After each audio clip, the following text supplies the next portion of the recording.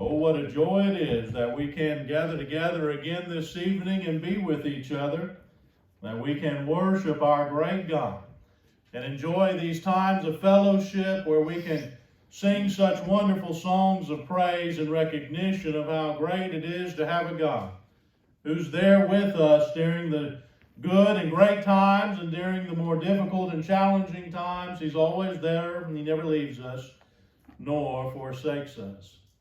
And He has given us His Word that we may be encouraged by. And tonight we are going to be looking at and continuing in the book of 1 Corinthians, in which we have been looking from a textual perspective for the most part at this great book, examining a number of lessons as this letter deals with so many different doctrines, so many different questions that the church there in Corinth, being a young church and young in time specifically, not having like we have the complete Word of God written down that we may study and look at, but needing those questions answered, and so they had written to Paul. As we see there in 1 Corinthians chapter 7 and verse 1, and Paul answered those questions. And as we looked 2 weeks ago and started examining 1 Corinthians chapter 6, we saw in there the latter part wherein Paul is discussing how one is to keep themselves sexually pure, how they are to guard against the temptation of sexual immorality. And he does so by saying, listen, we can help guard ourselves against that by remembering that we are not our own, that we are a part of the blood-bought body, that Christ shed His blood for each and every one of us, that we belong to Him. These brethren, as we see there and saw there, had it in their minds that, well, God created us and God made us, and that if all things are lawful, then if He made us as sexual beings, then, well, it is lawful for us to have sexual relations as was being what seems to be thought in any form and in any way. And so Paul addressed that. We're not our own. We are bought by Christ and belong to Him, and we need to therefore keep ourselves pure. And then, having discussed that, we see here in our text this evening in chapter 7, verses 1 through 7, Paul then begins to deal with marriage and how it is used to fight against sexual immorality. Here in our text, Paul is countering then the idea, well, if sexual immorality is so bad, maybe it's better not to have any sexual relationship whatsoever, that men maybe shouldn't have, even with their wives, a sexual relationship, or wives should not maybe have even a sexual relationship with their husbands. Maybe it's simply better in every way not to get married. And so, Paul, as he oftentimes does, addressing this question and fielding this question, and we have here a rare reality where we are given insight into that question there in verse 1. Is it good for a man not to have sexual relations or to touch a woman?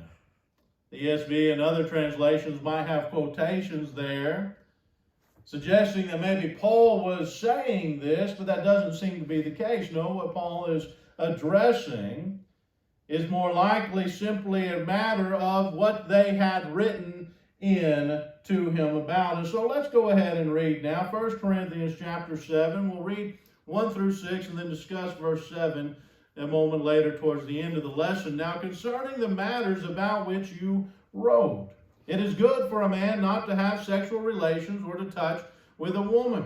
But because of the temptation of sexual immorality, each man should have his own wife, and each woman her own husband. The husband should give to his wife her conjugal rights, and likewise the wife to her husband. For the wife does not have authority over her own body, but the husband does. Likewise, the husband does not have authority over his own body, but the wife does. Do not deprive one another, except perhaps by agreement for a limited time, that you may devote yourself to prayer. but then come together again so that Satan may not tempt you because of your lack of self-control. Now, as I confess, not I command, I say this. When we look at this, we see that Paul is switching gears here from chapter 6 to talk about how marriage is planned by God and used by God to fight against the temptation of sexual immorality. Because marriage is not sinful, but from Paul, through inspiration of God, proves marriage is the solution, in fact, to this problem. Marriage is the solution to stopping sexual immorality. Now, you and I know sexual immorality has been a plague, both in the world and even for God's children, for a long time. It's not long after creation we see Noah's father, being the first one, Lamech, to have more than one wife, to go against what God had prescribed at the beginning in creation. One man shall leave his father and mother, and that one woman should cleave to one another and become one flesh. Lamech, Noah's father, breaks what God had said, and we see this sexual morality start creeping in. The first polygamist there, Genesis chapter 4 and verse 19. And God's people, again, have struggled with this back then and even today. Sexual immorality was used to thwart the Israelites and to knock them off of their goal of achieving the promised land. When Balaam, who was a wicked prophet but not a false prophet, told the king that, listen, I have to tell you what God wants you to hear. And that was not that he was going to curse Israel, but that he would bless Israel. And so Balaam, the prophet of God, who again was wicked, but not a false prophet, he does indeed do what God says. He blesses Israel to the king's chagrin. The king was not happy with him, the king of Moab. He was scared and he was worried. Here, this powerful Israelite army is coming. And so Balaam, because he was wicked, found a workaround, if you will, a loophole, so to speak. No, he could not say a lie and tell the king of Moab that everything was going to be fine and he would be all right. He couldn't go against what God said. He couldn't curse the Israelites because God told him to bless them, but he could tell the king of Moab how he could thwart the Israelites, how he could get God to curse them. And so we read in Revelation chapter 2 and verse 14 his plan there. And I have a few things against you. You have some who are whole to the teaching of Balaam, who taught Balak, that's the king of Moab, to put a stumbling block before the sons of Israel so that they might eat food sacrificed to idols and practice sexual immorality. King Balaam realized he could beat the Israelites if he got God to go against them by promoting prostitution and sexual immorality.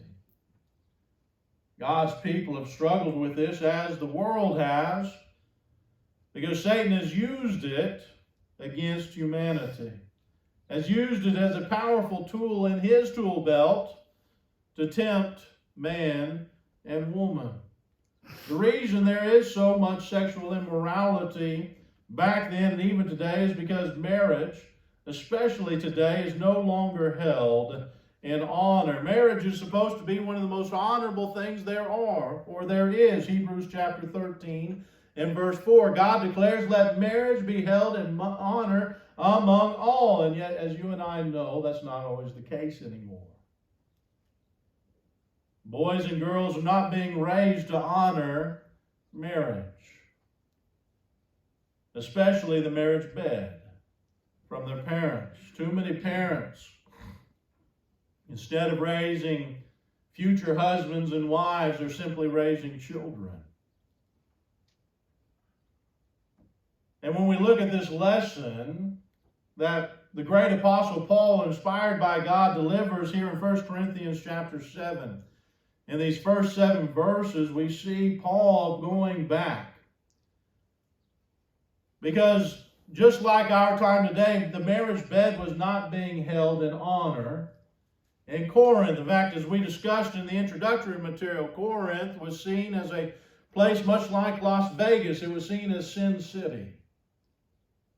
It was mocked at and made fun of for the immorality that was rampant there. And so naturally, as people obey the gospel and as baggage sometimes comes in, there's going to be these questions, and that marriage hasn't been considered, like it isn't today, by many who obey the gospel, honorable.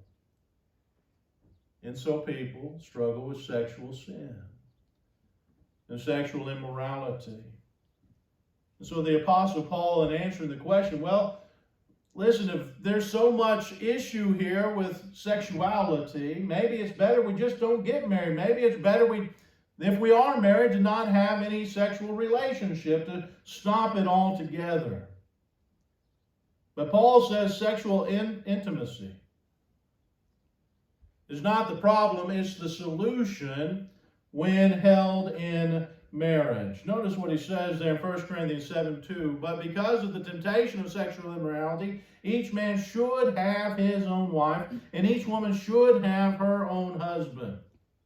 Again, Satan is using our strong sexual desires that God created us with as a weapon against us. The phrase should have here is an idiom for the sexual intimacy between a husband and wife, the sexual relationship. In the updated NIV, they have it more accurately said here, but since sexual immorality is occurring, each man should have sexual relations with his own wife and each woman with her own husband. In other words, this is the way to sexual purity. This is the way to beat the temptation of sexual immorality and to cope with those strong sexual desires that God created us with, Paul says. Marriage, simply put, is the solution to that temptation. Marriage is what God ordained and has made biblically acceptable. It is the pathway for which man and woman come together in this intimate way and act. God, of course, has a very high view of marriage when it is according to His word and by His will. And it is the only path by which we can biblically give into the sexual desires God created us with. So with that in mind, we see marriage is only the solution to stopping sexual immorality if marriage is biblically followed. What do I mean by that? Paul lays forth some ground rules, some realities of how marriage is to be the solution to the sexual immorality issue, the temptation that can lead to lust if we are not careful. And the solution, when biblically followed, is that each person gives. In a biblical sexual and intimate relationship between a husband and a wife, we find there is always giving. Notice what Paul says there in 1 Corinthians 7, verses 3 through 4. The husband should give to his wife her conjugal rights, and likewise the wife to her husband. For the wife does not have authority over her own body, but the husband does. Likewise, the husband does not have authority over his own body, but the wife does. As husbands and wives, we have a responsibility placed on us by God to do everything in our power to keep our spouse from having wandering eyes. It is our responsibility to help thwart those temptations, to give 100% of our body over to the sexual needs of our spouse, to fight against sexual temptation. Intimacy in biblical marriage is never to be perceived as evil or sinful. It is that which God has prescribed and uses to help us fight this battle. It's what He has ordained and expects in a marriage relationship between a husband and a wife to help each other get to heaven. Paul goes even further there, as we see in this verse, in mentioning authority. Every man and woman needs to understand this before they get married. Unfortunately, far too many don't, as I said. That when they get married, 100% of their body belongs to their spouse. It is not theirs anymore. It belongs to your wife as husbands, or to your husbands as wives. However, I can't stress this enough. Paul never says that a husband takes from his wife, or a wife takes from her husband. No, we give. There is no taking in marriage. There is no demanding in marriage. There is no demeaning in marriage, because there is not supposed to be any selfishness in marriage. When a husband and wife come together in those vows and are joined together by both God and man, selfishness leaves. The two become one flesh, and it is no longer their own bodies, but is the other. When it comes to intimacy and marriage, to guard against sexual immorality, each person must not deprive the other, as we see, except for a limited time. The danger of sexual sin and sexual immorality creeping in, even on a married couple, is so strong that I want you to hear how Paul mentions holding or withholding from each other those sexual desires there in verse 5. He says, "Do not deprive one another, except perhaps by agreement for a limited time, that you may devote yourselves to prayer, but then come together again, so that Satan may not tempt you because of your lack of self-control." That Greek word there, deprive. And he says, do not deprive one another, talking about that sexual relationship and intimacy, is the same word found in 1 Corinthians 6, 7, and 8 we looked at several weeks ago. To have lawsuits at all with one another is already a defeat for you, for why not rather suffer wrong? Why not rather, here's our word, defraud, or be defrauded? But you yourselves wrong, and here's our word again, defraud even your own brothers. When we withhold sexual intimacy in marriage, whether husbands or wives, we are cheating them, we are defrauding them. We are robbing them of what God has demanded and expected. Again, in all the possibilities out there and all the things that could be reasoned, Paul said there is only one reason that one should ever withhold sexual intimacy with their spouse, and that's upon agreement only, and perhaps agreement. Even then, Paul shows how rare a reality this is. So what then is the exception to it? When is it okay for a husband and wife, as Paul states forth here, to withhold that sexual relationship, that intimacy from each other? As we saw there, both must agree to it. It's only for a limited time, and it is for the spiritual needs of each other, not for punishment. Everyone agrees to it, and it is for the spiritual needs of each other, and it is for a limited time.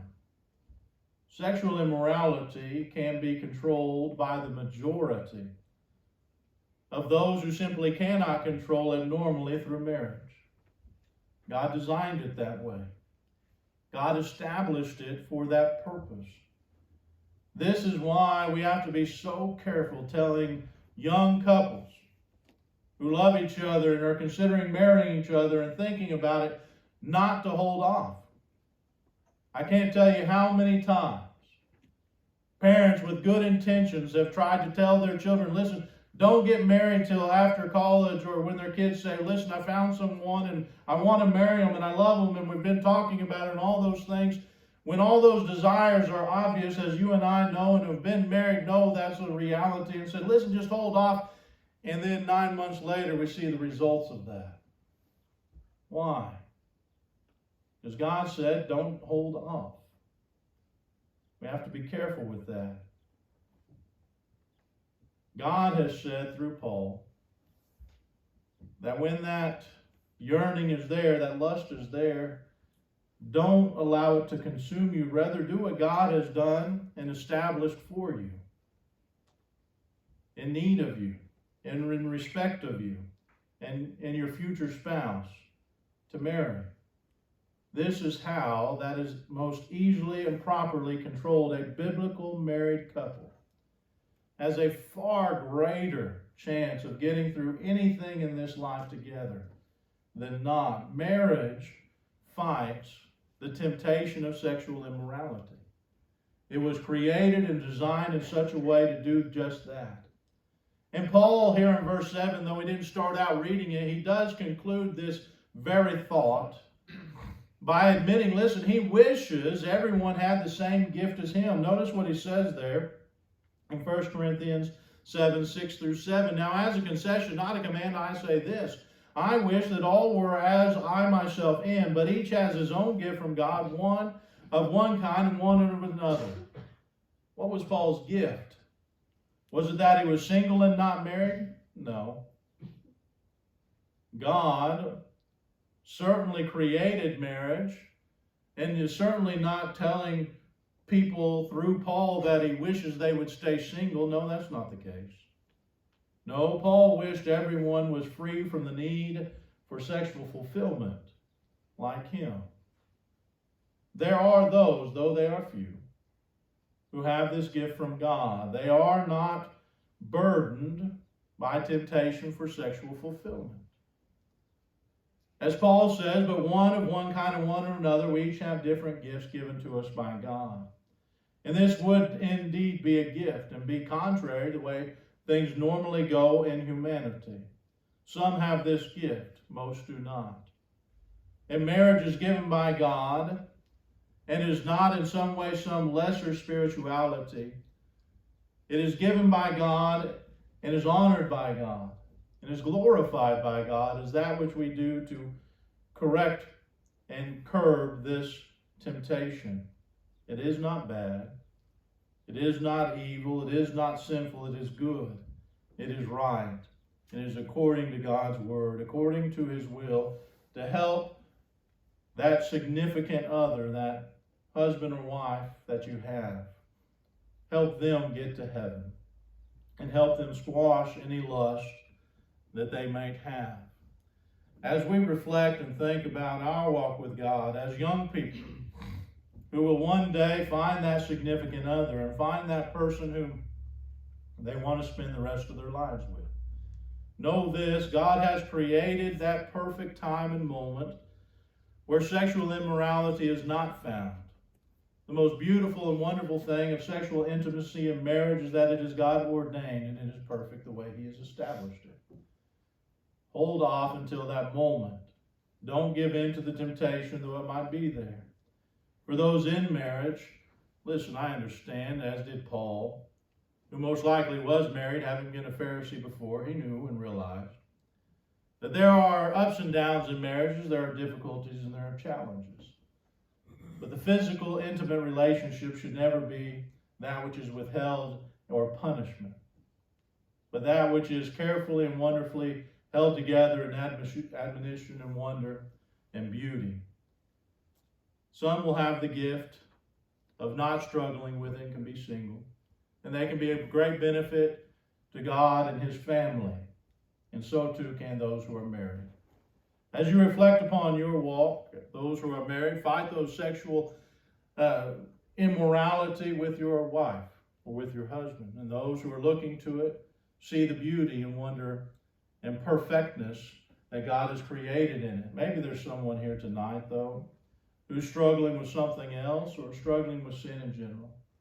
This world is challenging. It is difficult. Sin is seemingly creeping at every moment. Satan's good at what he does. He is indeed that roaring lion. If there's someone here who's been struggling with sin and just can't seem to kick it, God has also given us this family here to help each other, to bear that burden with you and help you overcome it. If you need help with that, or you simply need encouragement tonight, let us know by coming forward as we stand and as we sing.